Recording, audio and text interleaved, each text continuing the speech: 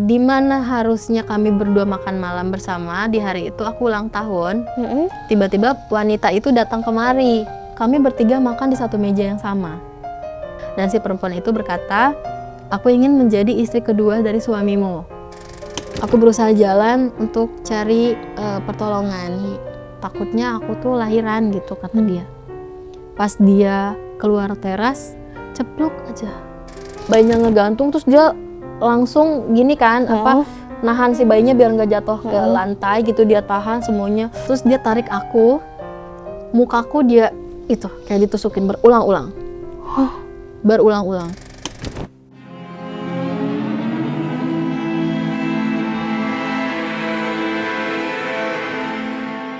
Hai, Assalamualaikum warahmatullahi wabarakatuh. Waalaikumsalam warahmatullahi wabarakatuh. Apa kabar teman-teman semua? Kembali lagi dengan kita, KTS. Kita tidak sendiri.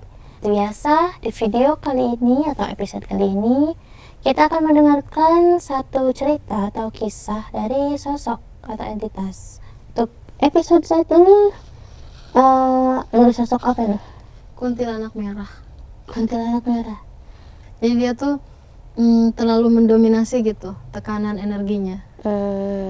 Yang paling dihindari itu dari kuntilanak merah dibanding kuntilanak biasa, kan berbagai macam. Iya. Oke. Jadi, ayo kita terapkan adegan per adegan ke imajinasi kalian. Jadi di lingkaran dia nih, dia berdiri tuh nggak sendirian. Oke. Itu dia di tengah-tengah. Nah dia tuh di apa ya dibilangnya, kayak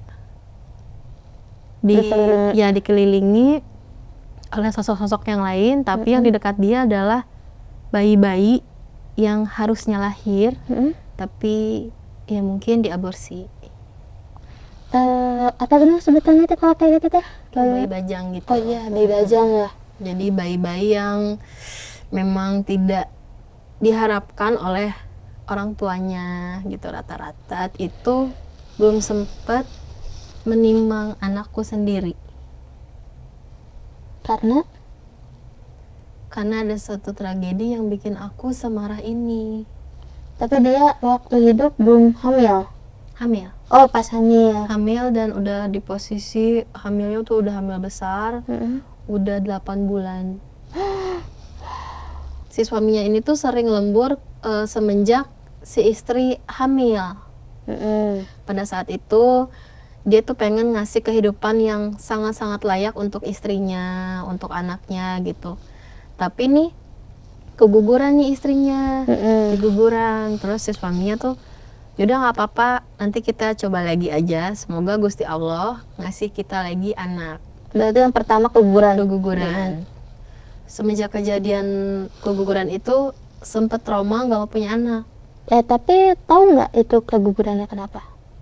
Enggak sih, pokoknya intinya keguguran aja katanya. Mungkin aku kecapean atau mungkin aku terlalu frustasi atau gimana gitu. Aku ibu baru pada masa itu, jadi pernikahannya tuh belum lama terus langsung hamil gitu.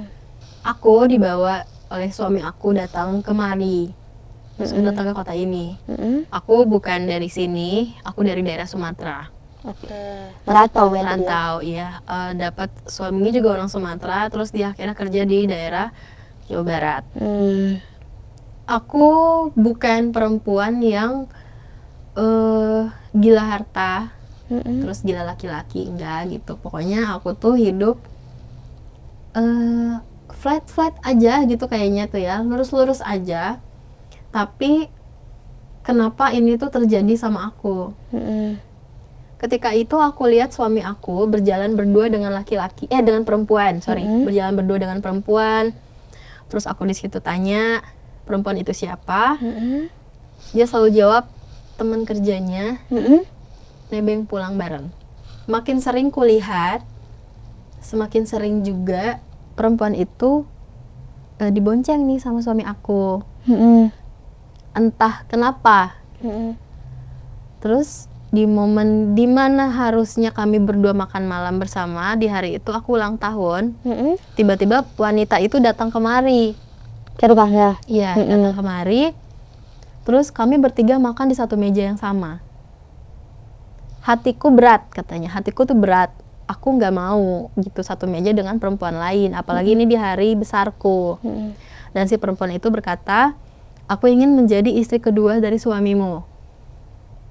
Feeling gitu, kayak perasaan aku selalu tertuju kepada kayaknya mereka berdua ini tuh nggak beres gitu. Kalau kata kita tuh, kayak itu mereka berdua tuh nggak beres. Ada sesuatu. Feeling seorang istri. Nah, aku hanya istri yang tidak bekerja. Aku tidak mungkin pulang ke kampung. Ini akan menjadi aib untuk keluargaku. Tapi ketika aku mengiyakan kejadian itu, ini juga akan menjadi aib pula untuk keluargaku. Posisi itu membuat aku serba bingung. Aku iyakan, ini akan jadi bumerang untukku. Aku bilang tidak pun, mereka tidak peduli. Jadi sebenarnya mereka tuh bukan meminta izin. Hanya memberi kabar bahwa mereka akan menikah sebentar lagi. Terus mereka memutar lagu kesukaan mereka katanya. Dan mereka berdansa. Mereka tidak peduli bahwa aku tuh seperti tercekik gitu. Jadi kayak apa ya, kayak dia tuh udah nggak bisa ngedahem aja gitu juga, dia udah nggak bisa. Tenggorokannya tuh sangat-sangat kering gitu. Kejadian itu. Terus dia tuh sengaja buat tutup lagi pintu yang tadinya terbuka, pintu utama yang tadinya terbuka tuh dia tutup. Terus dia nyanyi-nyanyi. Terus aku di situ bilang, aku hamil. Udah mana nih? Istrinya si Mbak Mer. Aku hamil. Mbak Mer. Ke suaminya. Terus suaminya kan lagi posisi lagi dansa gini ya. Terus suaminya malah nyamperin si Mbak Mer. Terus dia langsung meluk si Mbak Mer. Akhirnya kita punya anak juga. Nah, di situ ada harapan menurutku. Ada harapan di mana rumah tangga kami akan berjalan sempurna lagi, dan akhirnya wanita lain itu akan pergi dari hidup kami sejauh mungkin. Tapi di situ dia bilang, kita akan bahagia karena akan ada lagi anak-anak kecil dari rahim si pasangan ini. Iya. Itu yang itu kan enggak hamil. Cuma intinya dia tuh nggak mau ngelepas, akan tetap menikah gitu sesuai rencana mereka berdua gitu.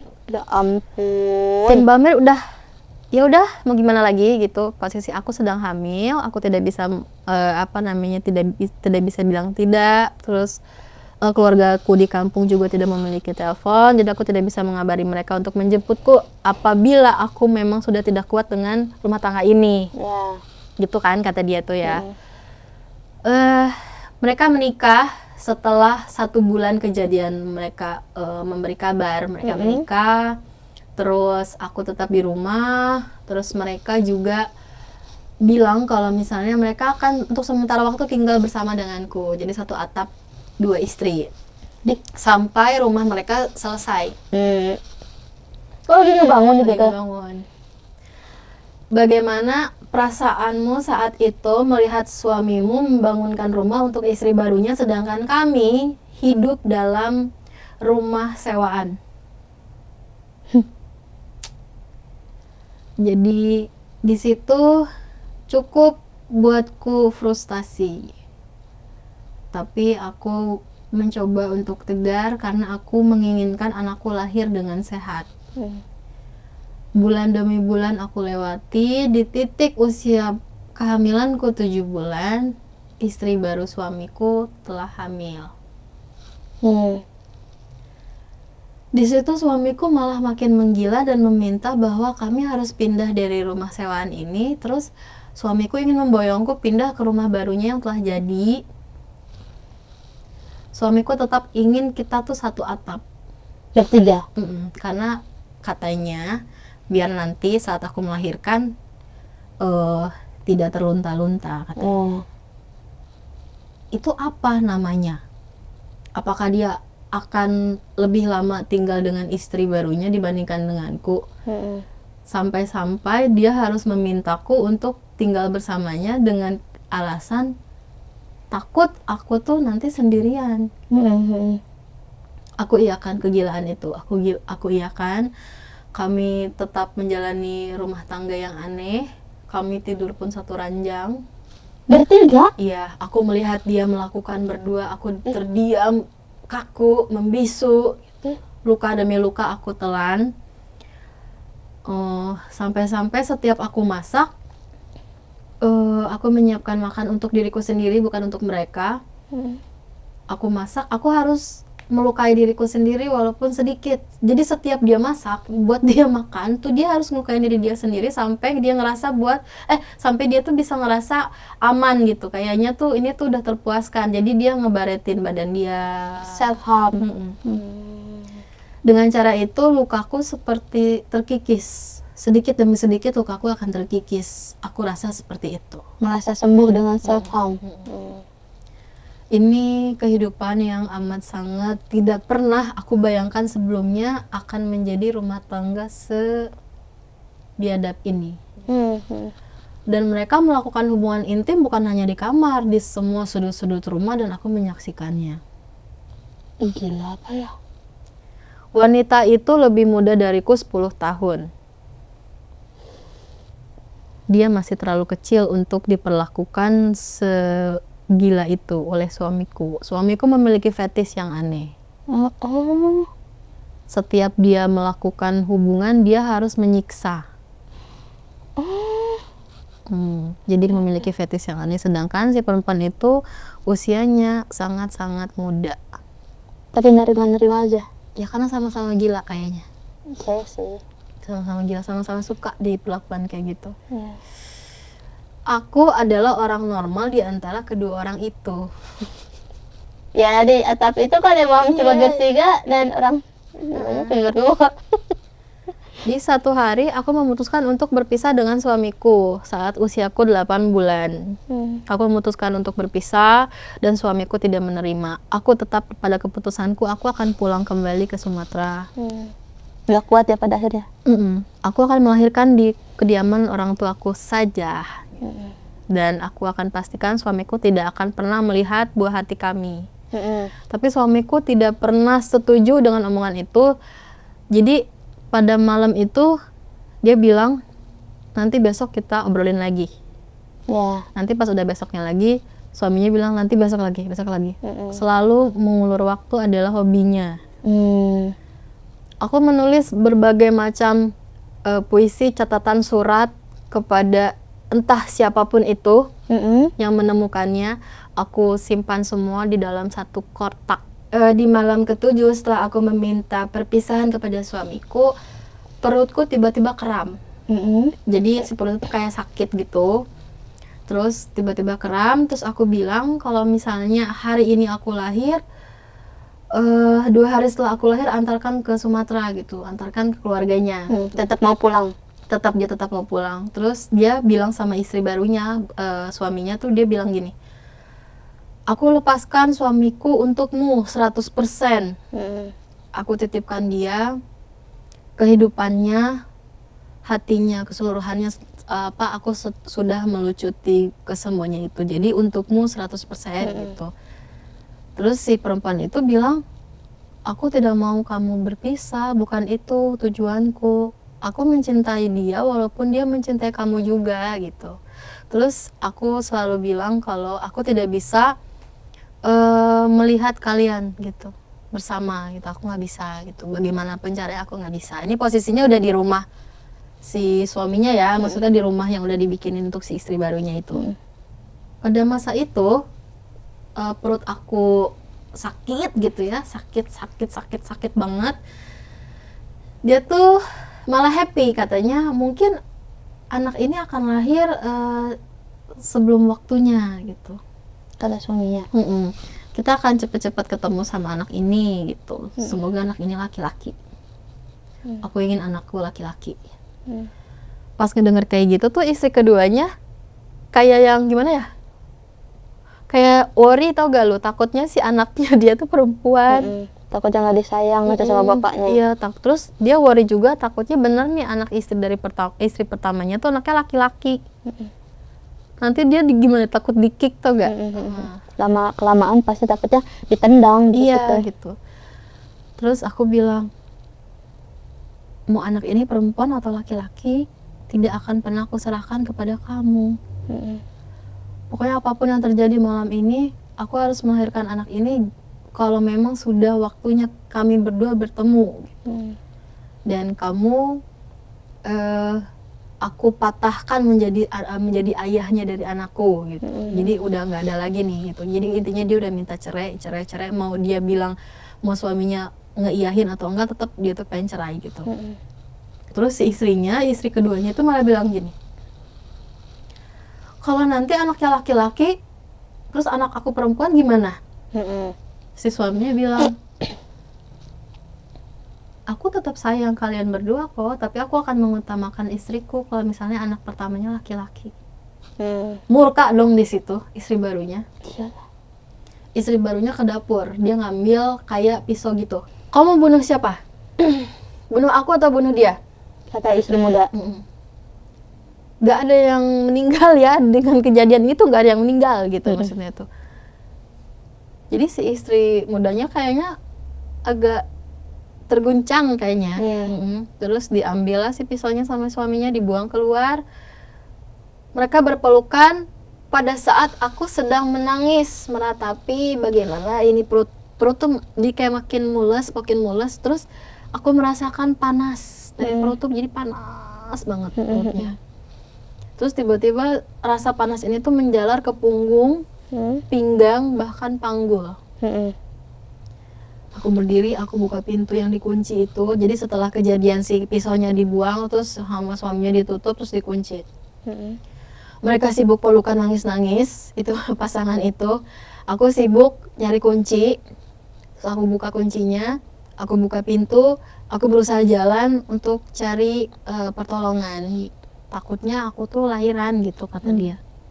Pas dia keluar teras, ceplok aja. Bukan apa kayak darah gitu keluar banyak. Oke. Darah keluar banyak, terus di situ makin parah lagi rasa panasnya. Jadi bukan cuma sakit doang, tapi udah campur sama panas, terus dadanya udah mulai sesek. Makin sesek lagi, jadi lama-lama tuh makin sesek. Terus si suaminya malah narik si istrinya ke dalam rumah. Narik mbaknya itu. Iya, Mbak Mer ditarik ke rumah. Jadi kayak digusur, jadi si Mbak Mer kan udah nggak bisa berdiri. Iya. Jadi dia berdiri karena kaget gitu ngelihat darah, bukan berdiri karena emang bisa berdiri jag-jag gitu. Nah, akhirnya pas ditarik, jatuh lah si Mbak Mernya, ditarik lah sama si suaminya tuh ke ruang tamu tuh. Si suaminya bilang, kamu akan tetap jadi istri aku kan setelah melahirkan? Enggak, aku mau melahirkan hari ini, aku mau melahirkan, kayaknya ini darah udah keluar. Tapi kamu jadi istri aku kan? Enggak, aku nggak akan jadi istri kamu lagi. Ini udah cukup. Sakit demi sakit yang kamu tancapkan juga nggak akan bisa terhapus begitu aja walaupun aku udah pulang ke rumah orang tuaku gitu. Maksudnya setelah aku membesarkan anakku juga ini nggak akan hilang lukanya. Entah di kemudian hari aku akan menikah lagi ataupun tidak, intinya aku cukup trauma dengan pernikahan ini.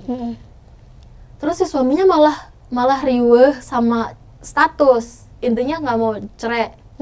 Padahal istrinya udah kelojotan itu, si Mbak Mer tuh udah kelojotan, darah udah kemana-mana. Sampai-sampai si Mbak Mer tuh mohon maaf gitu ya, ngodok alat kelaminnya yang penuh darah itu terus dipeperin ke muka si suaminya.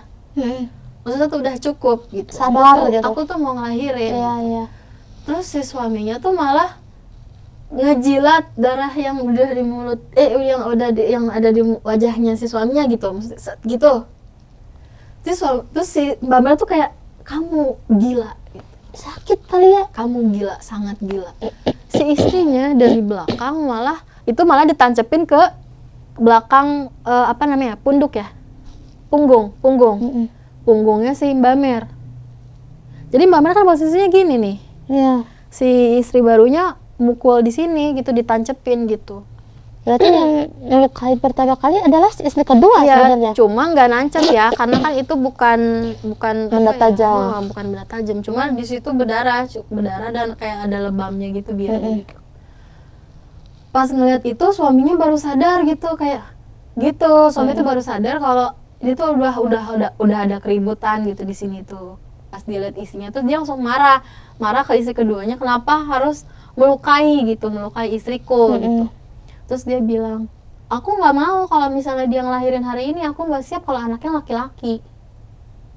Sedangkan kandungan aku belum lama katanya. Jadi kan kandungannya belum ini dong, maksudnya baru berapa bulan doang. Di bawah 5 bulan? Iya, di bawah 5 bulan, 2 bulanan atau 3 bulanan lah gitu. Di situ suaminya tuh langsung kayak narik si istri keduanya, terus suaminya bilang, apapun anakku, aku juga nggak peduli, aku tetap akan mempertahankan rumah tangga kita gitu. Saat ini kejadian ini tuh kita harus santai dulu, kita harus tenang dulu, kita tolong dulu istriku gitu, dia akan melahirkan. Terus istri keduanya nggak bisa, aku putuskan kita nggak akan bisa hidup bersama dengan istrimu lagi, kita harus berdua, kata si istri keduanya kan. Istri keduanya namanya Anita. Anita itu nama asli nggak? Nama aslinya Anita, namanya Anita. Nah, Anita itu nggak mau kalau misalnya suaminya itu tetap menjalankan rumah tangga yang absurd gitu, nggak mau dia setelah kejadian ngelihat istri pertamanya akan ngelahirin. Nah, terus si Mbak Mer tuh teriak-teriak di situ, sudah selesai dramanya, sudah gitu, aku akan melahirkan hari ini. Terus pas dia berdiri dibantu sama suaminya, pas dia berdiri tuh kayak air pancuran gitu, darahnya gitu, kayak gitu. Terus kan dia makin bingung, dia kayak refleks ngegang. Ngegang tuh apa ya? Iya, ngebuka ini kaki.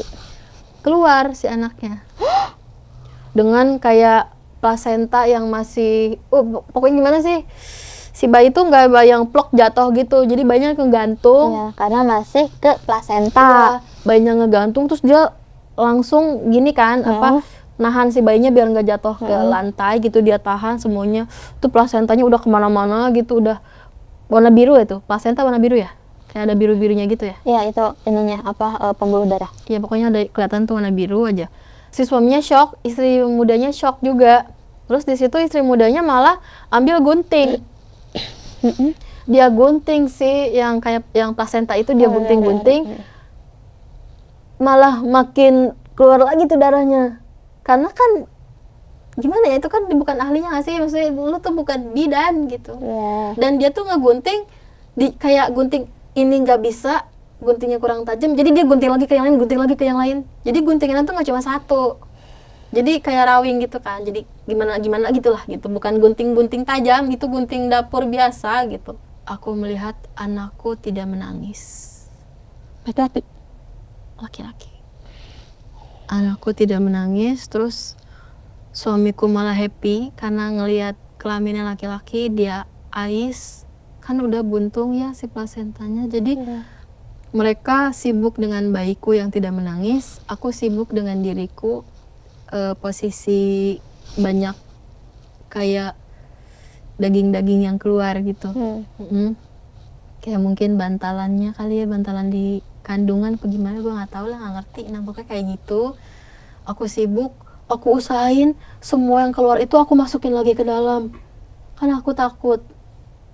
Aku pikir itu adalah usus. Ya kan dia nggak tahu ya, Pak. Nggak apa-apa, wajar sih. Ya maaf. Ya dia sibuk, pokoknya dia sibuk. Ini tapi tetap nggak bisa masuk gitu, keluar terus gitu kan. Terlalu licin kali ya, soalnya dia tuh kayaknya licin gitu.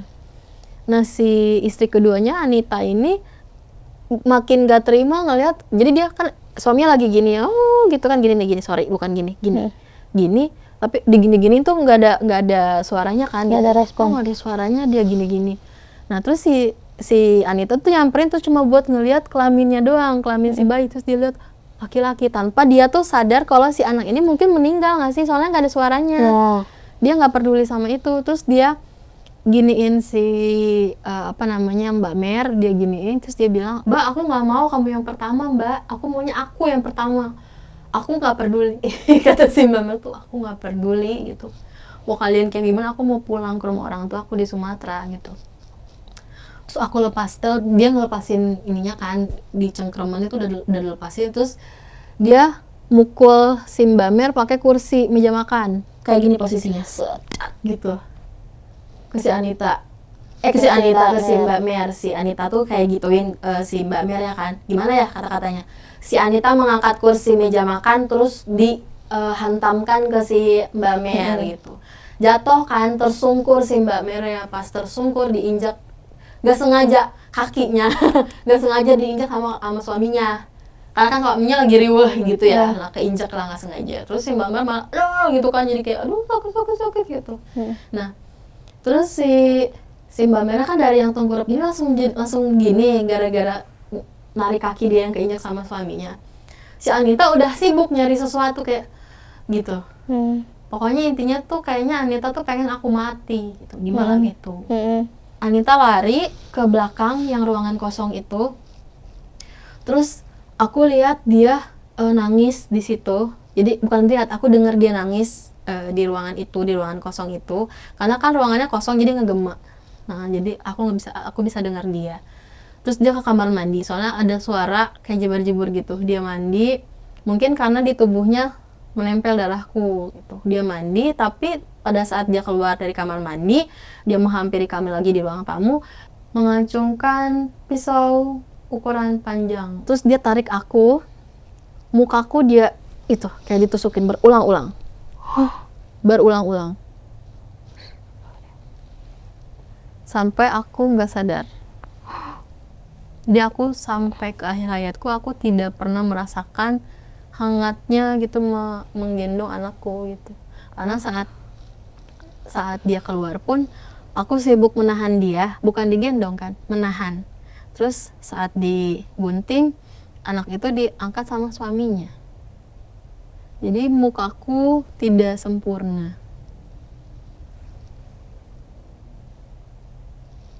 Gimana sih gak bisa berkata-kata? Aku tidak sempurna. Berarti dia meninggal karena istri muda itu. Karena istri mudanya. Sakit sih kata gue. Iya. Tiba-tiba ada satu suara. Momen itu setelah aku ingat aku telah mati, ada suara berkata, kalau memang aku tidak bisa dulu pulang, aku diperbolehkan untuk tinggal dimanapun aku mau. Kata Mbak Mer. Iya. Terus aku bilang, iya, aku mau tinggal. Jadi ada suara. Nah, yang berkaitan dengan yang bayi bajang tadi itu? Jadi dia tinggal di satu tempat. Iya, tempat seperti area teater. Gedung bioskop terbengkalai. Dimana di situ banyak orang buang janin. Jadi janinnya itu ya ada yang dikresekin, cuma dikresek doang dibungkus. Ada yang dibungkus kain. Nah, ukuran janinnya pun berbeda-beda ya. Ada yang bentukannya kayak cicak, masih kecil banget, sampai ke bener-bener bayi yang beneran bayi, utuh bayi gitu. Itu udah di situ dan semuanya aku rawat dengan baik. Kayak gini lah, maksudnya mungkin warnanya dia gitu, maksudnya miske tapi kok warnanya merah gitu. Ya mungkin karena berontaknya terlalu kali ya, apa ya, gimana ya, mungkin dia terlalu dominan ke marah gitu. Jadi seakan-akan orang ngeliat dia tuh jahat gitu. Aku tuh bukan orang jahat gitu. Tapi mungkin dendamku menyelimuti diriku gitu. Jadi bukan diri itu jasad ya, maksudnya jiwa gitu. Dendam, amarah, emosi semua itu menyelimuti jiwaku gitu, hingga jiwaku merasa tidak tenang dan selalu murka. Kalau yang ini, yang apa, yang si suami dan si Anita itu ada akhirnya nggak itu? Nggak ketahuan? Nggak tahu. Apa yang telah terjadi setelah aku mati itu dia nggak tahu. Tapi kalau misalnya si bayinya meninggal, itu diasuh nggak sama dia sekarang? Enggak sih, dia nggak ketemu bayinya juga. Pokoknya dia benar-benar dikelilingi dengan bayi-bayi yang nggak tahu itu ibunya yang mana, bapaknya yang mana tuh nggak tahu. Semua aku urus dengan baik gitu. Gue bingung harus ngomong apa ya? Iya, terlalu gore ya. Iya, terlalu dar banget ini. secepat itu. Intinya, aku bukan orang jahat. Aku beda sama yang lain. Aku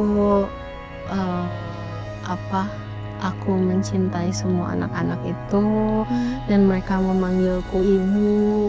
Ketika aku hidup nanti di kemudian hari sesuai janjinya, katanya anak-anak ini akan tetap jadi anakku dan aku akan dipertemukan dengan kedua anakku. Yang keguguran pertama dan yang meninggal itu. Oke.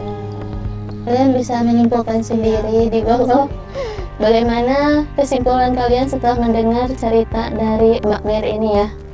Iya. Bagaimana pendapat kalian gitu? Ya intinya mah jangan berselingkuh ya apa ya? Kayaknya udahlah ya. Kita udah bingung ya. Iya. Pokoknya komenan kalian. Pokoknya kesimpulan atau pendapat kalian boleh kalian tulis di kolom komentar. Dan jangan lupa untuk like, comment, share, dan subscribe. Dan juga terima kasih untuk yang sudah menontonnya.